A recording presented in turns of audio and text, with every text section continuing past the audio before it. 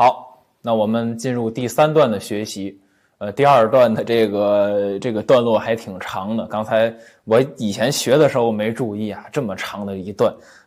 刚才相信大家这个听起来已经连听啊再弹啊，这个已经有些累了，但是没关系，这个第3段还是挺短的。大家看这第3段它就2行。它的这个第3段呢，类似于这个唱戏的这个京剧里面的中间的这个过门，就从这个主题到下一个主题的中间要有一个过渡嘛，写大大的2个字过渡，写在这第3段旁边，这个方便您去这个理解啊。然后也是你看，它也是从这个后半拍开始进，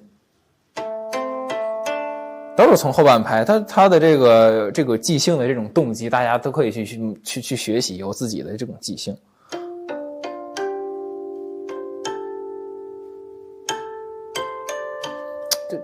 需要学习李老师的这种对强音的这种噔噔噔这种撞击的感觉，他的这种对泛音的听李老师的那个流水，还有什么梅花三弄这种泛音要去模仿他的这种感觉啊。你看这种撞击的。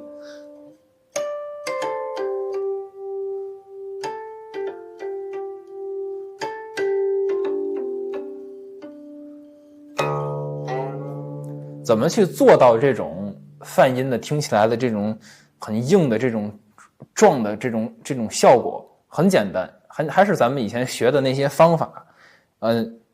尤其是这个击弦要充分的击弦，然后靠弦，它声音听起来就会很扎实。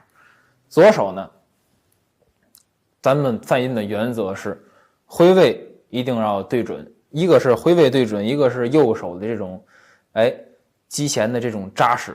那它的这种泛音呢，那听起来它一定是很饱满的。再来一遍，你看它你看每一个音，大家注意它的这种细节，靠弦。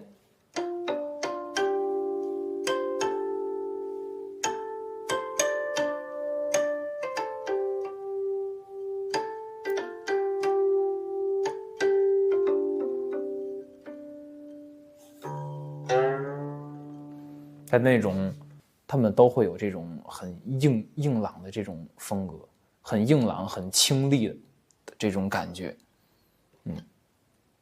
那我把这一段其实很简单，给大家示范一下。